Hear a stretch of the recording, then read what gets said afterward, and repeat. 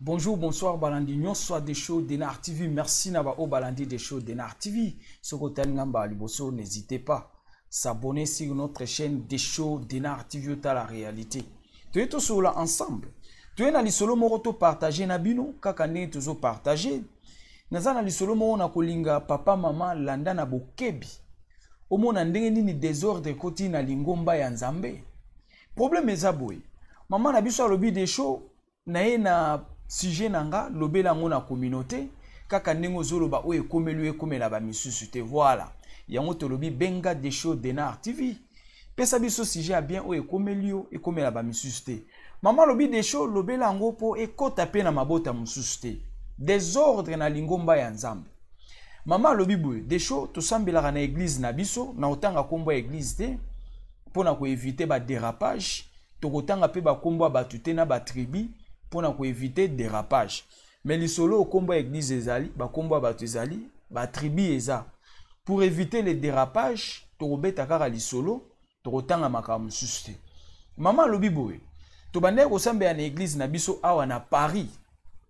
Église ezala ki bien, bazali na première pasteur o bango basambelaka. Maman kenda ke église wana na bana na emisatu. Oya liboso azana 25 ans, ya mibale azana 18 ans. Yasuka za ya mobile baza misat bana basi oya 25 ans ya 18 ans problème eza na kati wana mama bi des shows to kenda ke église bien to sambelaka bien na première pasteur et yaki ko sala pasteur mususu autaki Kinshasa mama benga ki pas du tout pasteur mais un évangéliste to ke na ndengo wana évangéliste autaki Kinshasa aye akoma ko sambela na église na bango. Nasima mikolo évangéliste wana a créé ba problème ebele na kati ya église. Pasteur na bango na église alongwe.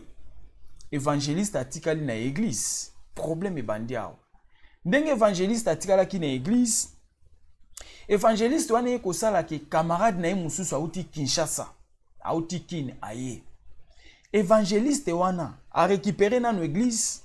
Azu makambutu ndenge mama lobi surtout mambo mabonza. Mambo mbongo. Ou le reste des choses. Évangéliste ya onde ba wela liboso azu responsabilité complète ya église to ke na obongo poeza la bref mama lobi camarade na ye kuuta Kinshasa aye na kati ya église évangéliste azu mwana ya mama na biso kolo lisolo oya liboso ya 25 ans akabi pa camarade na ye oya uta ki Kinshasa tuza wana mama lobi des shows ngana comprendre ki te bana nga bazaki bien mais d'un coup bana ba oyoka esu mama te bana ba tomboki ba oya basi oya mobali ana problème te mi balo ya basi ya 25 ans na 18 ans bazo yoka lisusu mama te c'est-à-dire bangona mama na bango binemi bakanga mi binemi bazo respecter mama te bazo yoka pe susu mama te chose grave mama lobi des shows depuis que évangéliste wana tikalaki na lingomba nde désordre bandi na lingomba bana mama ba tomboki et plus loin évangéliste aye ko kima église yé alongolisa ki première pasteur atikali na église mais nata muke yé pas longwe na église wana asundoli église ake ko fungola yaye na pembeni toza wana binzambi yoka oyebi église de Dieu kufi pona ba escroc ba pasteur lelo ba sambwe pona ba escroc c'est ça tolobaka komba ba pasteur mais faut boye ba tolobaka ba pasteur nini or un vrai pasteur aoki kozana kati ya ba scandale boyete na église. C'est-à-dire ba avanturier nde ba koti na kati ba bebisi kombo ya pasteur. Nana ba connaissance ebele ya ba pasteur to sola na bango. Nana pasteur nanga to sola ne na téléphone, ayebisanga bi des shows. Na koma koyoka son ya kolobake na pasteur. Pourtant on a londara même ba émission ndenge bozo sala. Abi ezaka ka yote des shows to landa ba émission partout. Koyoka ndenge kombo ya pasteur ekomi lelo. Ngana koma koyoka soni na lobake na za pasteur. C'est ça. Ça dit ba pasteur ba sambwe pona miyibi. Miyibi nde ba yeko sambisa ba pasteur. yango tango tolobaka yaya il faut bozwaka comment dirais-je il faut boyokaranga bien. Je parle pas aux pasteurs ou contre les pasteurs, je parle contre les voleurs derrière la Bible. Maloba nanga eza clair. Je parle pas contre les pasteurs, je m'adresse aux voleurs qui sont derrière la Bible, qui sont derrière l'église, des voleurs qui sont derrière l'évangile. Na bongisi maloba nanga po ye babanani na olobela. Poto tika ko betsa batu mabaku. Po yango ndezo pesa pe mwa mbilinga na likambo ya église. Yango na linga ko bongisa maloba nanga kote wana. Bref, mama lobi depuis kaka frère wana azwaki église makambo baby. Frère Akimi ake ko sala sko oya ye na pembeni. Asundoli nano ya liboso, alongoli si pasteur, acheka ba désordre, alongwe ake ko sala binzambi na pembeni. Wana Paris na zoloba na Paris. Il faut faire attention à l'église à l'élo. Batuming bayena simaona, ils ne sont pas pasteurs, ils sont venus chercher les moyens. Tout ça wana. Maman lobi bana na yeba tomboki. Oya moi c'est à 25 ans.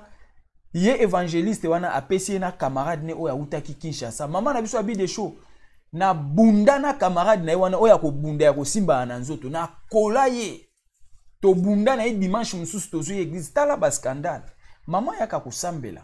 Maman ake ko bunda. Wana avant akima ki esa l'église ne na pembeni. Na première église eska ba kutanaki. Eska ya yaki ko kuta bango. Po actuellement akima akenda ko sala binzambi na pembeni.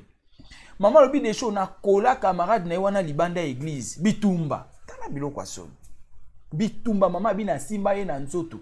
Na yebisa soko meki ko sente mwana nga. E ko sukela biso mabe. C'est-à-dire quoi? Camarade na oya uti Kinshasa. Ye évangéliste azolukele bana kako babotama awa. Po mama na biso bana ye babotama awa bango tu. Babotama awa.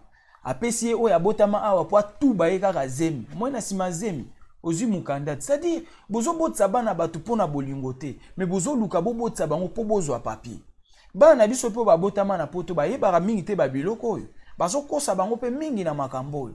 Bango ba okanseza mobali ya ekolinge nzoka mobali azokosa akotsoka en fait abotsoka mwana après zwa papier akima ce n'est pas bien et puis zo sala mapi na kata église comment yo évangéliste oki kozwa mwana ya mama mundimi na église opesa ye pa camarade na yo et bango mbalende ba osala ba dio wana mama lobi bango mi balende bazo sala ba dio wana azui mwana nga ya mwasi ya 25 ans apesi na camarade na ye camarade na ye wana uti koyaka kala mingi tawo nini wana ba vitesse ya papier.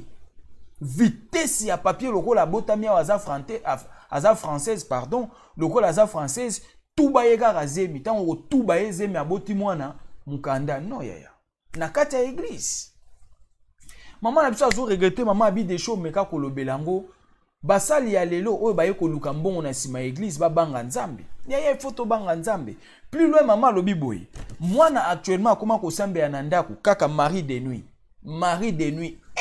Yaya yoka. Na fungoli na parenthèse rapidement pour te comprendre. Na tout ni boye. Webi ba congolais na olobela biso ba congolais. To décortiquer mal la Bible. Ba congolais ba teyi Bible mabe. Yaya na peso exemple moko. Depuis na longwa RDC naza siko na poto. Na kota na église monte na yoki ba osambela mari de nuit. Oh chasser mari de nuit na yokate. Na kota na église monte bazo sambela célibat na yokate. Na kota na église monte babi o chasser masque de vieillesse. Tope ko isa masque de vieillesse na yokate. Na kota na église monte bazo sambela babiloko ya mike obolo bako ebi pona nini? RDC nzaleza makasi. Yango to bimisi ba terme ya ba milimo nyonso wana ya mabe.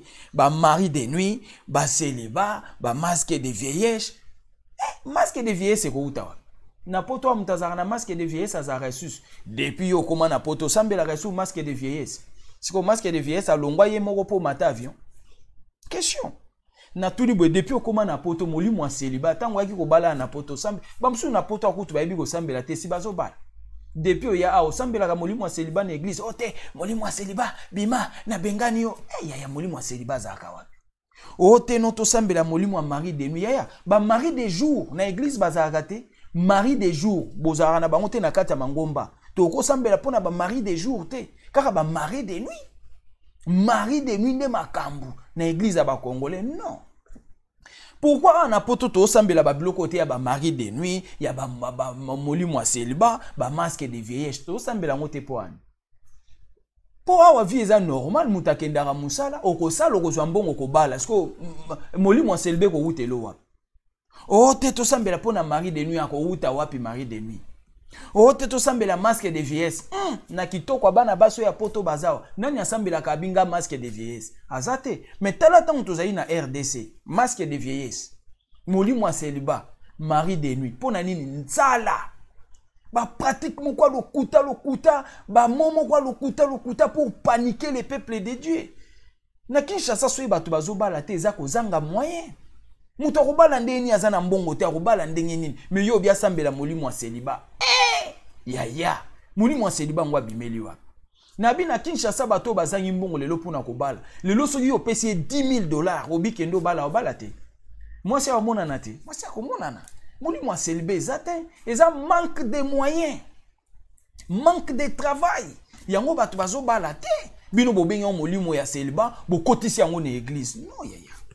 Au masque de vieillesse, serba lokayo masque de vieillesse, ezana yo nazomona masque de vieillesse. Te! Mibali bazana mbongo te akobala basi na Kinshasa. Botika bana basi bazala tranquille, c'est la conjoncture du pays. Pays ont traversé un moment difficile, mibali bazana bambongo te yango bazobala te. Tika koyebisa bana basi bana masque de vieillesse. Non! Eza conjoncture, pays eza sans travail. Sans emploi, yango basi bazobala te, bino bokoti en église comme masque de vieillesse. Bozui molimo ya mari de nuit bokoti na église, mari de nuit, oui, toyebi, mais bino bo gravité yango. Bon mari de jour, tozalaka na été. C'est ça, mari de jour na RDC azalaka te.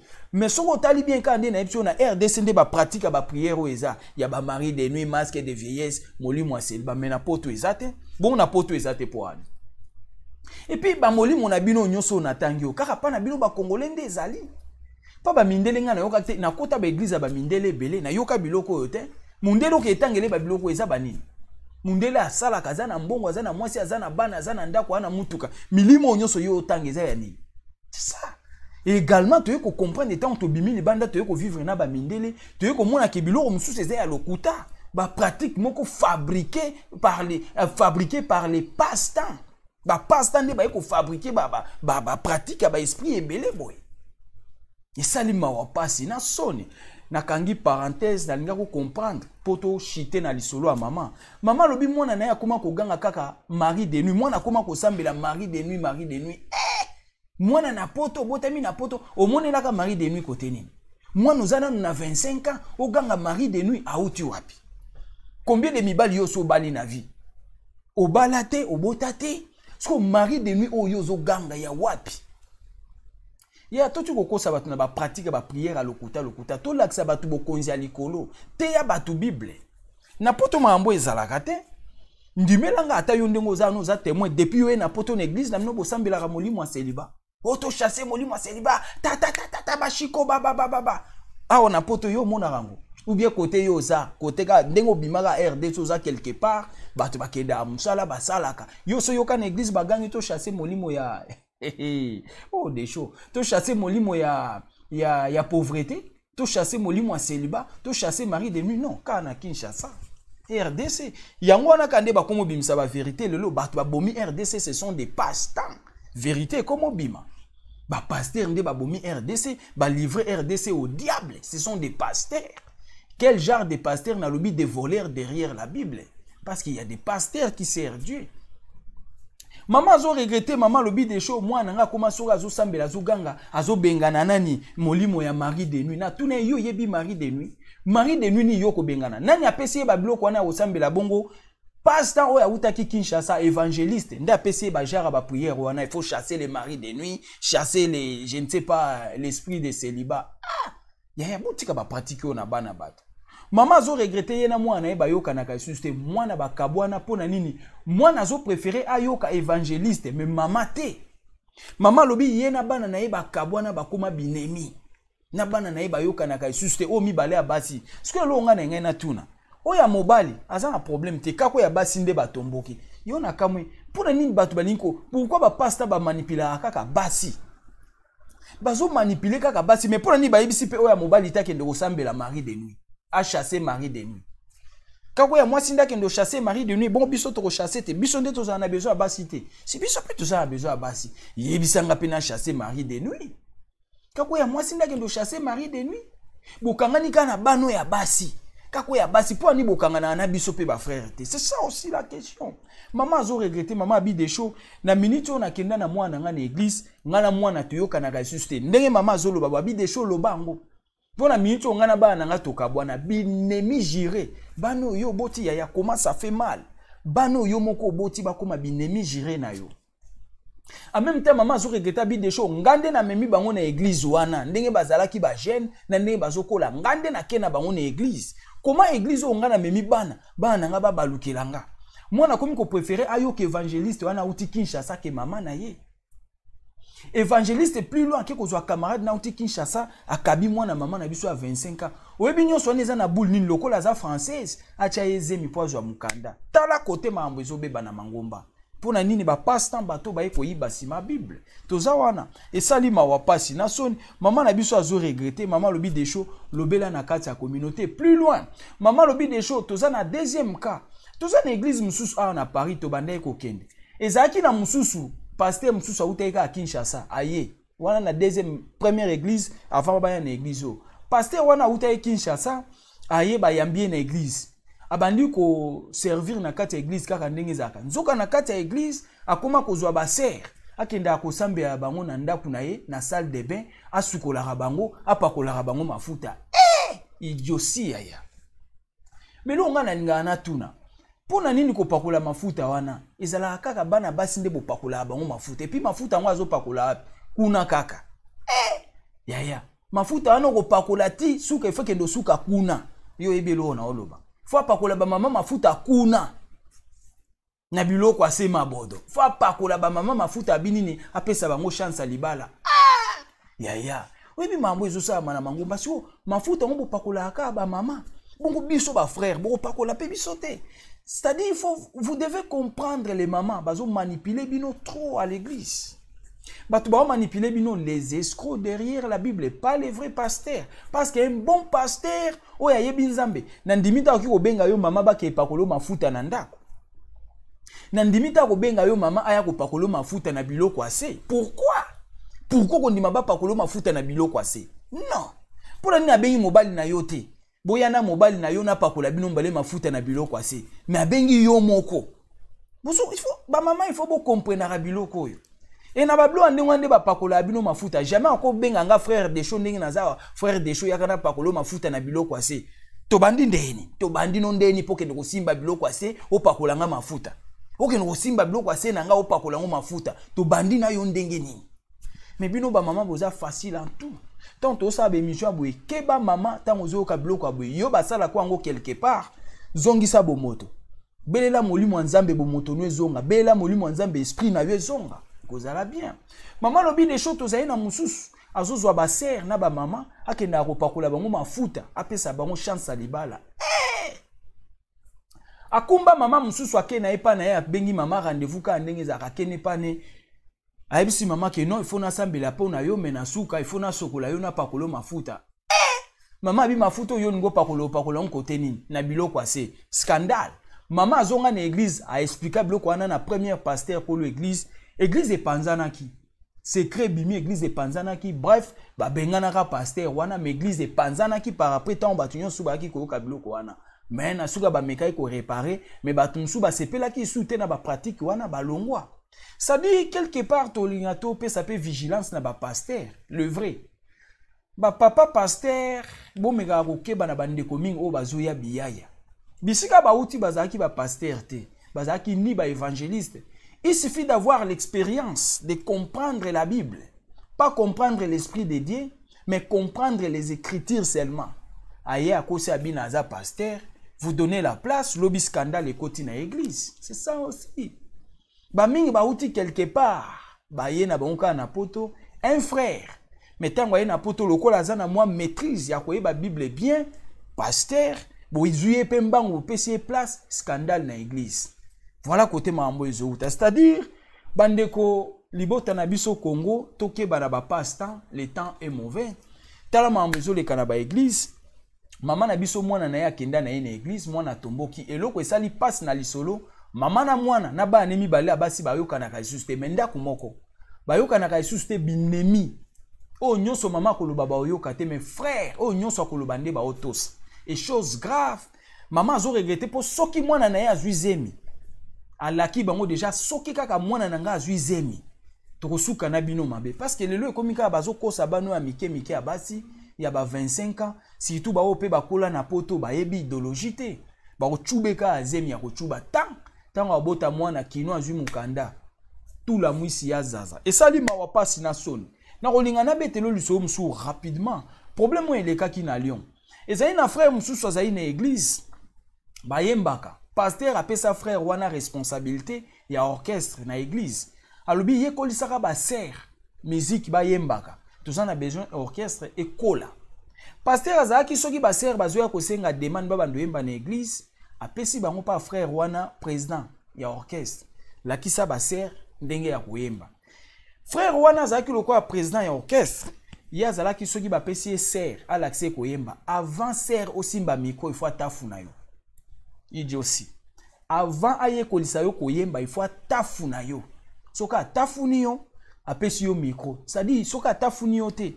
Okomaka mutu moko zoya kakocha oka bakal ti omona kaka balingi yo te okimi musique, okimi orchestre. C'est-à-dire code des aki pa frère wani zaini président ya orchestre, ser nyonso akoya po aye kola koyemba ye faut atafune.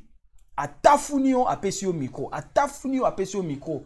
Aye kokwea na ser mususu ebi na sepela na ba mama ya esprit dire ya boy. Ba mama ya esprit dire ezani ti na lobi bandai ba kende ko pakole mafuta na ndako. Abimisi secret ke sa pasteur vérité bimi. Également na lisolo na obetelo ser mususu aye na église o na obetelo tikolo. Po aye kola koyemba. Président ya orchestre abi non omoni ndenge ezawa ngapuna dakso koyemba jardin d'Eden. Fona buku tayo so na buku tio obande oyemba. Soko boy esimba te. Ser azoka makona inde ke sa pasteur na bi pasteur yango je bosali eza avant to yemba il faut moto oche kuna tafunanga. Pasteur azu ki peleke sabi ser olobi nini mais moto tininga la sanga musique abi avant na ye kola koyemba avant na simba micro ye faut tafunanga. Scandale. Vidéo wana balansa ngona ba internet ezaki un certain dimanche pasteur aye batu batondi na église a bengi frère wana nani président ya orchestre yaka liboso banda lelo désormais chassé de l'église cause olingo tafuna ser ye olingo tafuna e wolo secret bima libanda c'est-à-dire eza bien na ba ser o bazo boya bêtise na kati ya église mais za mawa na yo ser ozo continue ko kesa la bêtise na kati ya église na yo na batu bosala la bêtise nzambe akotuna bino mama zala esprit dire soki batantaka ona nzela église boya yango pourquoi batantaka biso ba frère te pona nini te so batininga frère na ya koyemba na église kasi yebsanga po tafuna na buko minu kana na kata ya église mais c'est ça mais bino ba mama pourquoi ba manipuler bino pona nini ba pakola biso ba papa te mais benga nga pe pakola nga mafuta ba pakola kaka bino ba mama nde bokweyaka na église c'est ça confusion. C'est-à-dire, oyo toenga tolo ba pona maman na biso yango wana maman azo regretter bana kenda na bango na église bana batomboki na tomboki si bango pasteur oyo utaki Kinshasa évangéliste aye muninga na mususu aye babandi cop na kata église oyebi yoka na fungoleli o deuxième parenthèse to cité awo oyebi eza na ba prophétie musu ba opesa bino bana basi na église eza ya faux pasteur akoyebi soka ki ote na loti yo na frère wana te pasteur basola ide na frère ayebisi ki na besoin certain pasteur Alberto Nzondo yo ke kolanda frère wana ijosi bo fungula maele boye ba ko discerner nzambe boye ba molimo nzambe kozala bien mais ce bo keneka na kinzoto ya loyenge ya basi na kata église ba dégâts ebele ezo sala bien te faut bokeba na ba prophétie actuellement keba na prophétie keba na pasteur alobi dede bino na ba dede problème maman na biso azolela bana na ye bana batomboki bano yemoka memaki na église batomboki bana balingi suko yoka mama te yena bana na ebinemi jire mais bazanda kumoko bana bakomi très impoli mwana komi ko sambela kaka mari de nuit yaya to laksa bana ko sambela ya bien tika kombo mari de nuit tika kombo molimo a célibat tika molimo de ya masque de vieillesse non et par contre biloko wana na yoka ngona RDC je jure depuis na ye na poto na koti na ba église ebele na yoki côté monter ba sambela mutu pona masque de vieillesse na yoki côté monter ba osambelela mutu pona molimo wa celibat, na yoki côté monter ba osambelea mutu pona ba mari de nuit na bino wana non. Les maris de nuit peuvent arriver par rapport ya biloko yo zosala par rapport à ba pratique na yo. Kozanga libala e yoki koyela yo po ozana ba caractère mabe. Yaya zana ba caractère bien, banga nzambe sambela libala ezali. Libala eza pona mwasi. Mwasi nyonso atangama po abala nzambe asala yo po bala obota. Muta okango azate, mais question eza bongisa comportement. Banga nzambe, c'est tout. Batu ba lelo mona batu na butu. Des fois batu msu bo mona ba mari de nuit. Yo tondisa ba vidéo pornographique na téléphone na yo ya bulumbo batu. Mais mili mwane boyelo na butu. Yo lingi nini? To ba biso ke supprimer on a téléphone eza mabe olingite. Après on bo mona ba mari de nuit mais ba uta na ba bilo msusu andengo wana. Ba koyebisa yo ke no banga mobali batela libala yo linko yo kate simolobi o non nga mibali nyonso baboya nga mais parce que oze impoli mama. Bongisa comportement. Ozobala te parce que mibali bazo senti ba langage na munoko eza mabe. Bongisa langage. C'est ça, eza ba pratique moko simple à faire. Eza na on milimo te ya kolobo ke de bilai na milai non. Boke no koloba ke o molimo wa chômage. Na poto chômage ezala. Tale bela ba compagnie. Na poto so ngo sala te yo kakate. Siko to loba molimo wa chômage eza. C'est-à-dire tote ya Bible bien, totika confusion na Bible. Totika confusion o to uti na ngona nzala ya RDC. Tu ko continuer na ngona poto te. Na poto nyonso ezali. Na poto babalaka, musale ezali, tout est là. C'est-à-dire to bongise te, soki tote ya ki na ba erreur pona nzala na Kinshasa et pesa ki confusion na parole de Dieu. Awa to na bamboka o nzamba tie nyonso ezali. Nga eka musanga to bi na poto ba mindele ba bandoki. Mais mboka bandoki ya ba magicien.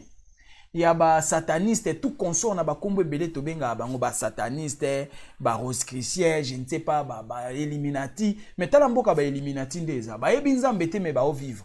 Mais biso RDC kombo nzambe du matin au soir, ezo so parlo kwa mai na munoko mais mboka passe, mboka mona rabonner te lingi oloba nini.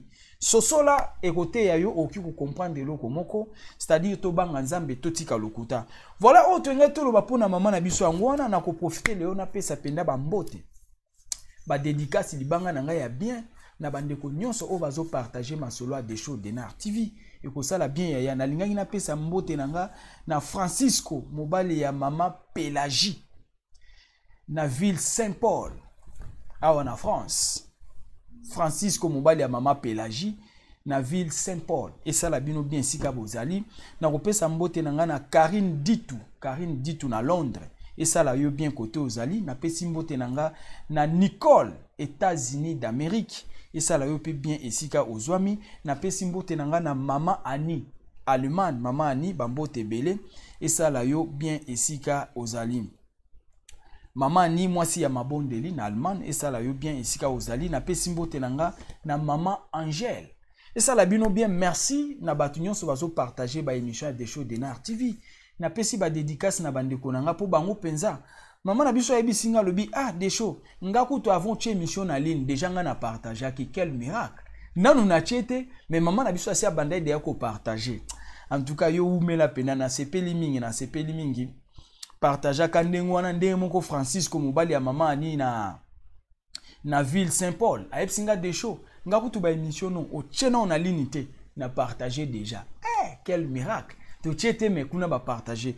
Merci beaucoup. Partagez l'émission des shows Denar TV ko sala bien. Soko lingi libanga to peso peka libanga na pesina nulelo ndambu na bande konanga oyo baye bakapeza ko partager bazo sala ki masula des shows Denar TV koma musika.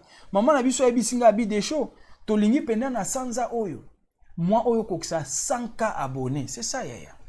Partagez l'émission des shows Denar TV to kokisa 100K abonnés au sala bien. To informer batu nyonso baye ba masolo to beteza bien. Ba YouTube bakaleza ye batu bazo bunda ou yazo finga biloko ya maman ou biloko ya papa ya se. Et si là, les autres comme na besoin ya conseil, batu ba comprendre les biens. Pas chaque fois comprendre les mal, non, comprendre les biens. Voilà autre ça nango besoin na kati ya communauté yangwana. Merci beaucoup autre ngeto lo ba pona lelo yangwana, partagez votre émission, aimez, commentez. Ezalaki yabino humble serviteur. L'homme de bonne foi, Zala branché, bah, monsieur Zakoya. Ciao.